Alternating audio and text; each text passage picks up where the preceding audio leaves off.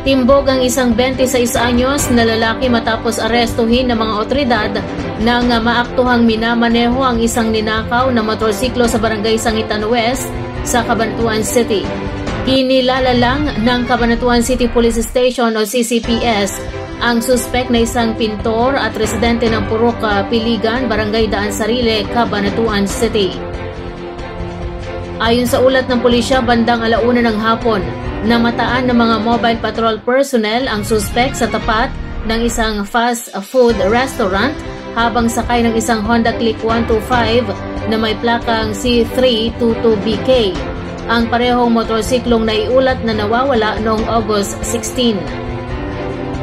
Ang motorsiklo ay pagmamay-ari ng isang 49 anyos na ginang mula sa barangay Parista, Lupao, Nueva Ecija. Ayon sa babae, agad siyang nag-report sa himpilan ng pulisya matapos makitang muli ang kanyang nawawalang sasakyan na minamaneho ng suspek sa nabanggit na lugar. Dahil sa mabilis na aksyon ng kapulisan, agad na naaresto ang suspek at nabawi ang motorsiklo.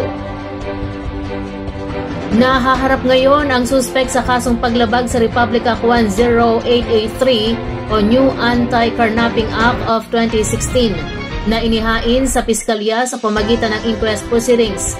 Siya ay kasalukuyang nakakulong sa Cabanatuan City Male Custodial Facility.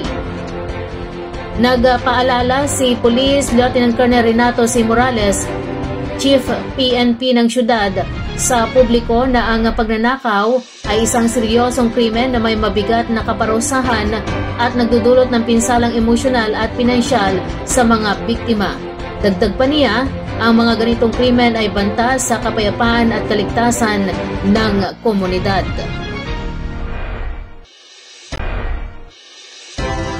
Naaresto ang 2 lalaki ng pulisya noong August 26, 2025 kaugnay sa GCash scam na umabot sa halagang 64,000 pesos sa lungsod ng Gapan sa Nueva Ecija. Kinilala ng pulisya ang biktima na isang 55 anyos na may-ari ng sari-sari store at residente ng barangay Mahipon, Gapan City. Ayon sa reklamo ng biktima, nalimas sa kanyang mobile wallet ang halagang 25,000 pesos at 39,000 pesos matapos na sunod-sunod na mag-cash in ang 6 na hindi pa nakikilalang lalaki sa kanyang tindahan. Base sa investigasyon, modus umano ng grupo ang paggawa ng magkakasunod na maliliit na cash-in transactions upang lituhin ang tindera. Habang abala ito sa pagtanggap ng transaksyon, isa sa mga suspek ang palihim na kinunan ng larawan ng cellphone screen ng biktima kung saan lumabas ang one-time password o OTP. Ginamit umano ang OTP upang iligal na i-withdraw ang malaking halaga mula sa GCash account ng biktima. Matapos matuklasang na biktima siya ng scam, ipinost ng biktima sa Facebook ang CCTV footage ng mga suspek. Isang concerned citizen ang nakilala ang dalawa sa mga ito sa bayan ng San Leonardo, kung saan ipinalam ito sa mga opisyal ng barangay. Agad na rumisponde ang mga tanod ng barangay Mallorca, San Leonardo at inaresto ang 2 lalaki. Sa San Leonardo Police Station, positibong kinilala ng biktima ang mga suspek na sina alias Jose, 23 anyos at alias Ed, 22 anyos, kapwa residente ng Sampaloc, Maynila. Nasa kustudya na ngayon ng Gapan City Police Station ang 2 nahuli at sasampahan ng kasong estafa o pandaraya at paglabag sa Republic Act 8484 o Access Devices Regulation Act of 1998. Patuloy namang tinutugis ng mga otoridad ang 4 pang kasabwat na mga naarestong suspek.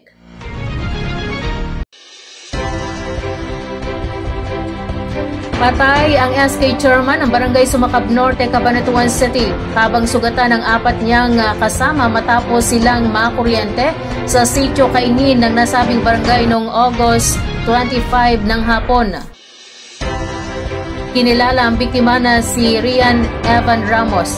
Batay sa paunang ulat, si Ramos kasamang 3 SK official at isang kabataan ay nagkakabit ng signage sa sitio Kaingin bandang 1:00 hanggang 2:00 ng hapon. ng aksidenteng tumama sa live wire ang poste na kanilang itinatayo para sa isang karatula kaya nakuryente sila. Agad dinala sa ospital ang grupo kung saan 4 ang agad na nalapatan ng lunas at nakaligtas. Subalit si Ramos ay idineklarang patay kinagabihan. Patuloy pa rin ang imbestigasyon ng mga otoridad hinggil sa insidente. Nagpahayag naman ng pakikiramay sa social media ang mga kaibigan, kapwa alumni at miyembro ng komunidad. Inalala si Ramos na nagtapos ng Accountancy Business and Management strand sa NEUST bilang isang masigasig na leader kabataan at isang ipinagmamalaking graduate ng universidad. Ipinahayag ni Dr. Lorena Domingo, isa sa mga dating guro ni Evan, ang kanyang matinding dalamhati sa biglaang pagpanaw nito at sinabing sa kabila ng maikli nitong buhay, nag-iwan si Evan ng mga alaala at aral sa mga taong kanyang nakasalamuha.